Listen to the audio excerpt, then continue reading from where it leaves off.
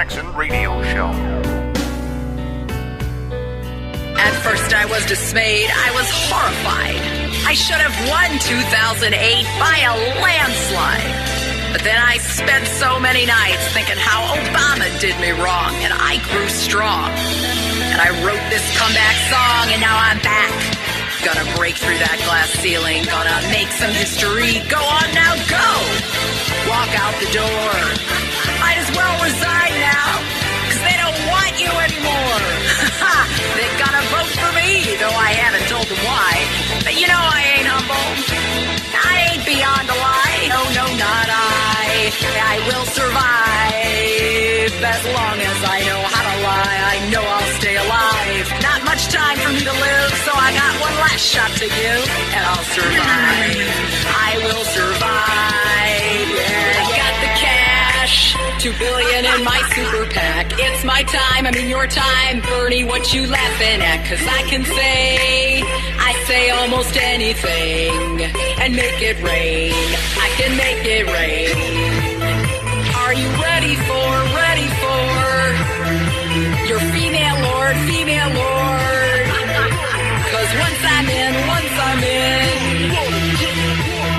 There's no going back. Welcome back, everybody. The Democrats, they celebrate.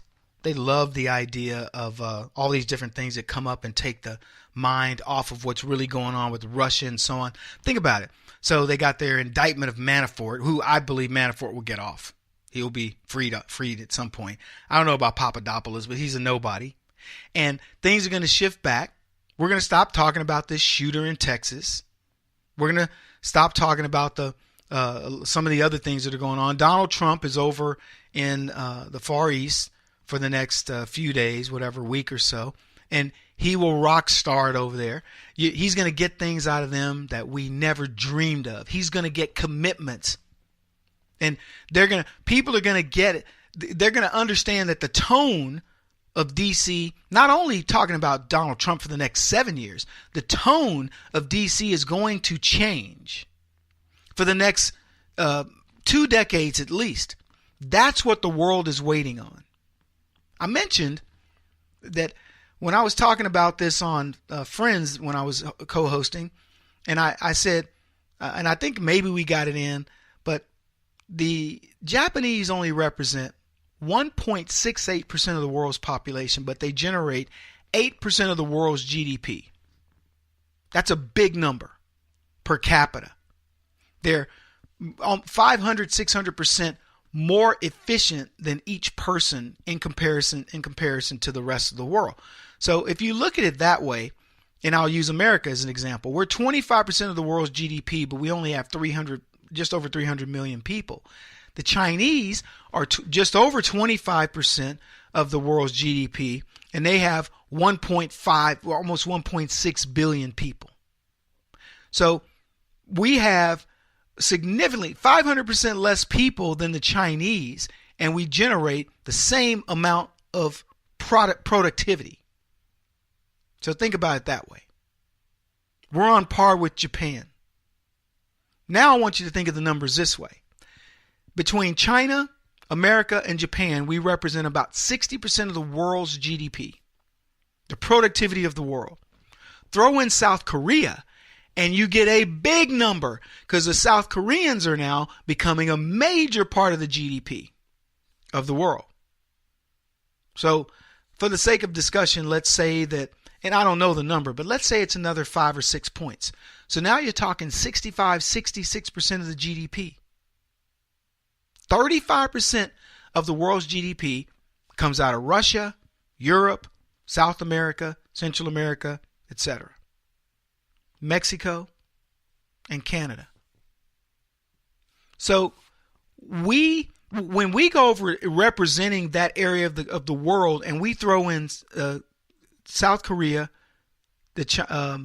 Japan, and we get the Chinese to understand how big our market is to them, thinking about that trade deficit, that deficit being for the Chinese $347 billion, and how we negotiate that, Donald Trump's going to come back to America with just an unbelievable I don't know I don't even know how to describe it. We won't even understand how great this deal is when it's all said and done, because he gets it.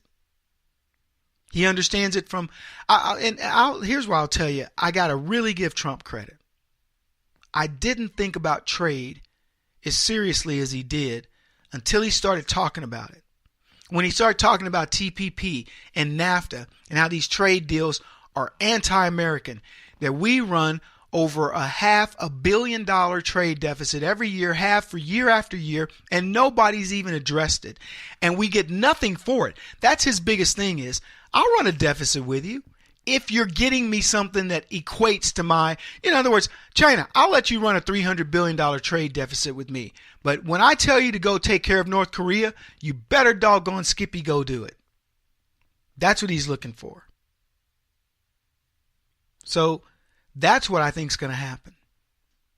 When Donald Trump sent a note, essentially said to Japan, we're not going to carry the note anymore. You have a lot of our paper, but we do a lot of business with you.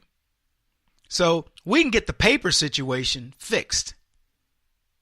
I can build a U.S. economy where I don't need you to carry my paper, but you need me and the American people to buy your goods and services, because the rest of that's just paper money. You can manufacture all you want. If I cut you off, you're in big trouble. And the more I thought about Donald Trump's strategy, I was like, he doesn't want to go to war. This is a guy, before Donald Trump's going to send our troops into harm's way, he's going to do everything he can to get around it. And the biggest diplomacy that we have on the planet is the size of our economy. That's it. Our innovation, the way we think, and the size of our economy, the biggest advantage we have over anybody in the world as we speak is our ingenuity, the way we think. Americans think different than anybody. It's our brains are programmed for expansion, for freedom.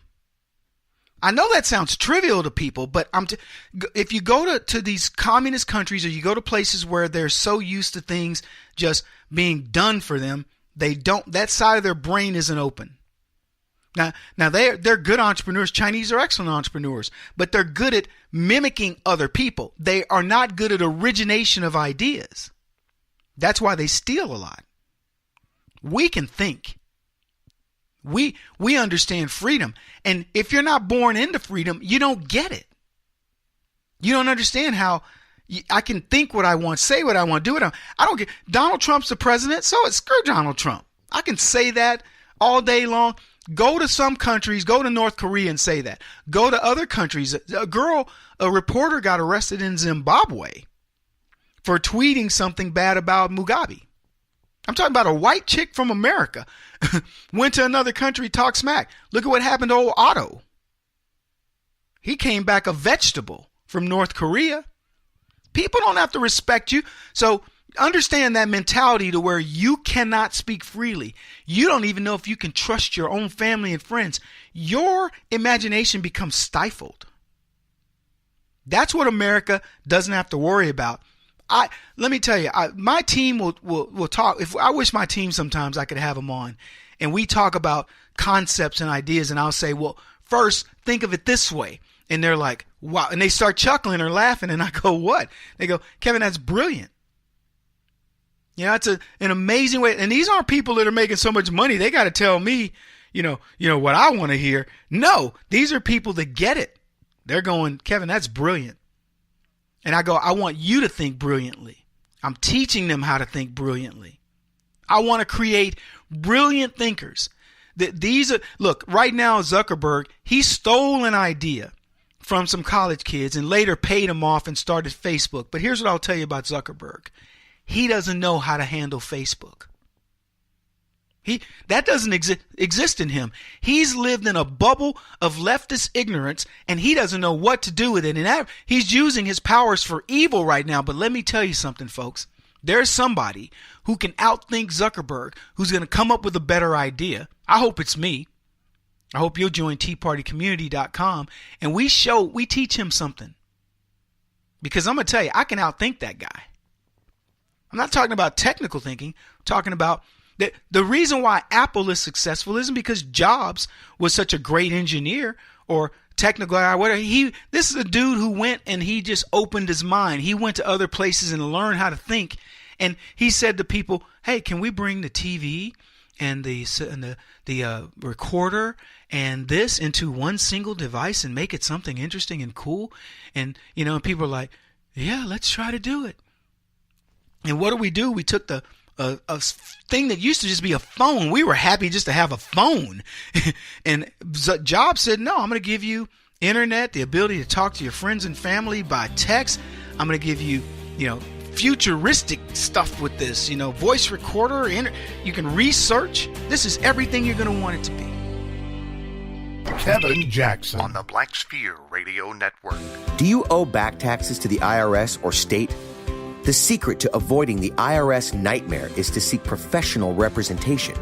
My friends at Security Tax Associates provide the most cost-effective and ethical representation in the industry while helping to avoid seizures, levies, and wage garnishments.